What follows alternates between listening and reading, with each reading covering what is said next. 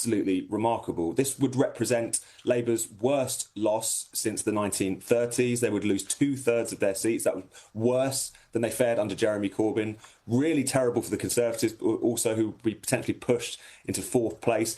And for Reform, this would be a party going from having a handful of MPs at one election to gaining in excess of 300 extra seats. That has never happened in one election cycle. While the BBC crow about Starmer's digital ID scheme, what they're not telling you is the buried polling detail that flips the story on its head.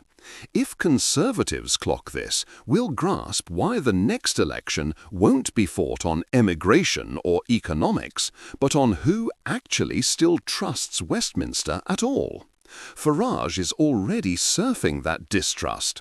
Watch this clip first, then I'll show you the single line in the YouGov tables that puts him one by-election away from number 10. Nigel Farage is very popular. The latest YouGov poll suggests he's on course to be Prime Minister. If an election were held today, Farage is only 15 seats short of the 326 he would need to win government outright. So the prospect of Prime Minister Nigel Farage is now quite real, isn't it?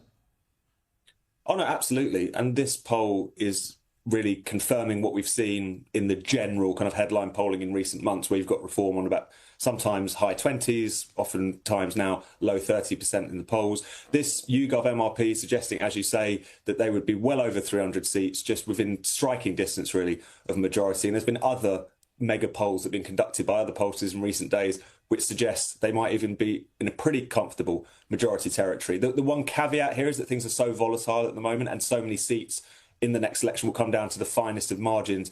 These things are quite difficult to predict. They come with a pretty heavy health warning. But this is still absolutely remarkable. This would represent Labour's worst loss since the 1930s. They would lose 2/3 of their seats. That was worse than they fared under Jeremy Corbyn. Really terrible for the Conservatives, also who would be potentially pushed into fourth place. And for Reform, this would be a party going from having a handful of MPs at one election to gaining in excess of 300 extra seats. That has never happened in one election cycle in British political history. So really speaks to the mood of the country, the desire to smash up the two-party system, which has failed people so miserably, and the sense that for the moment at least, Nigel Farage is setting the political weather and tapping in to that desire for change in the country. Now, you've seen the clip. Here's what they're not telling you. The BBC ran the headline, "Starmer defends digital ID rollout," and left it there, as if the only story is whether the app will crash on day one. But I've got the full YouGov tables in front of me, the ones they didn't put on screen, and buried on page 37, under likelihood of civil disobedience, a staggering 43 of 2019 Conservative voters say they would actively refuse to enrol even if fined. 43%. That isn't a fringe, that's the entire activist core of the centre-right.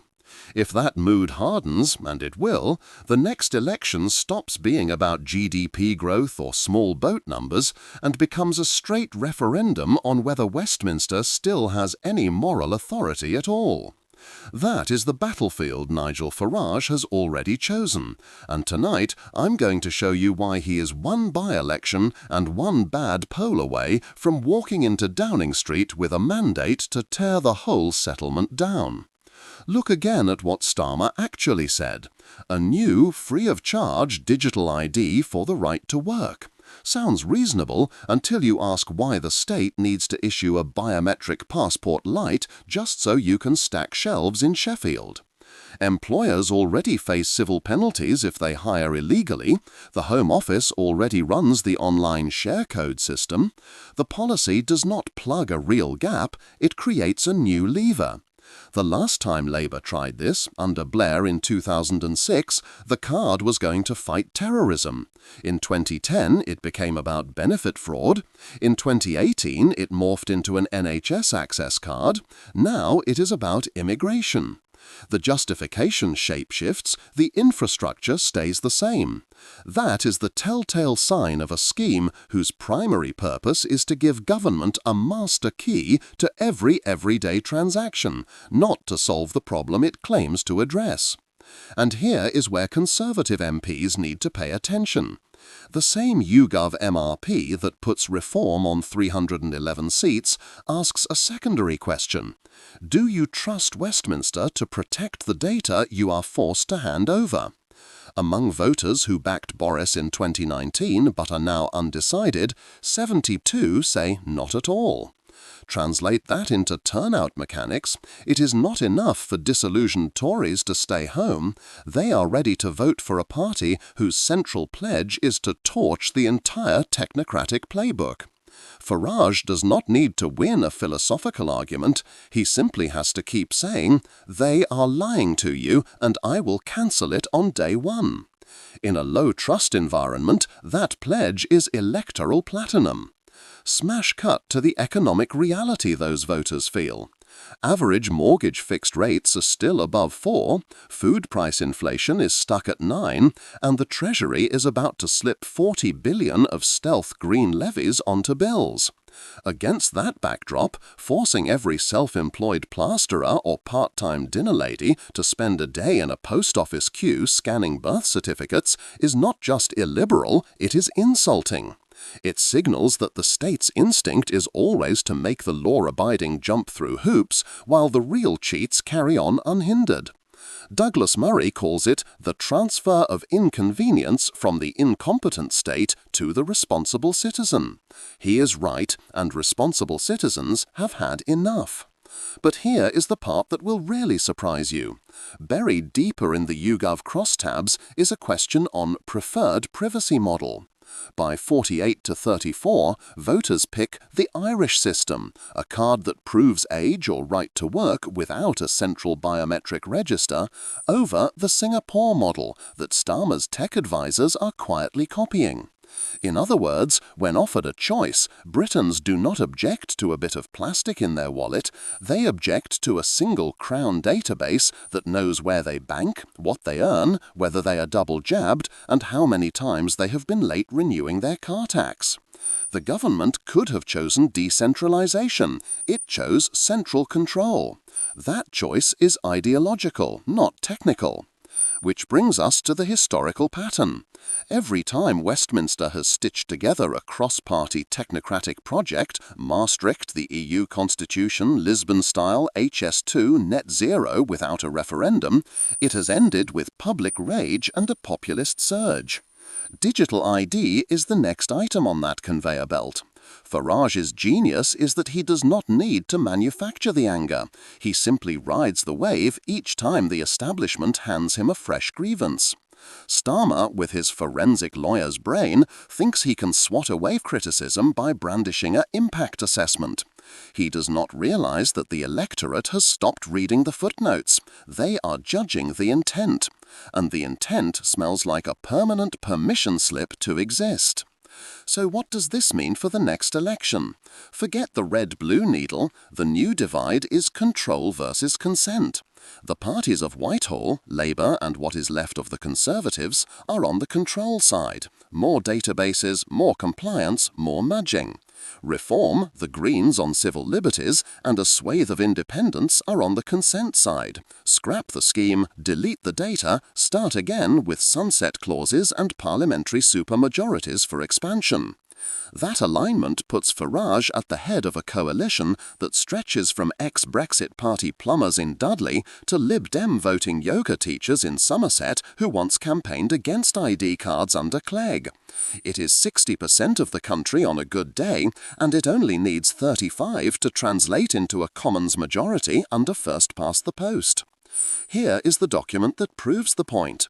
Internal reform modelling, shown to me on the strict condition I do not publish the tables, maps the 43 civil disobedience Conservative cohort against marginal Labour seats in the Red Wall. If 1 in 5 of those refuseniks switch to reform, Labour loses 92 seats. If 1 in 3 switches, Labour loses 192 seats, and Starmer is out by Christmas. Those numbers assume no further Conservative defections, which is fantasy. Once the IMA is published and employers start getting tribunals for scanning errors, the trickle becomes a flood. The SNP are already hinting they will withhold legislative consent in Holyrood, giving Farage a priceless clip of "Even the Nats think Westminster is drunk on power. The constitutional crisis is marketing gold."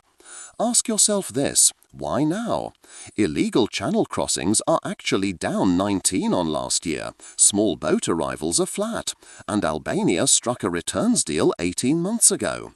There is no immigration emergency requiring emergency ID powers. The timing is domestic, not geopolitical. The Treasury knows it needs a digital tax account gateway by 2026 to make making tax digital work for income tax. The NHS wants a single patient identifier to unlock integrated care systems. The banks are begging for KYC simplification.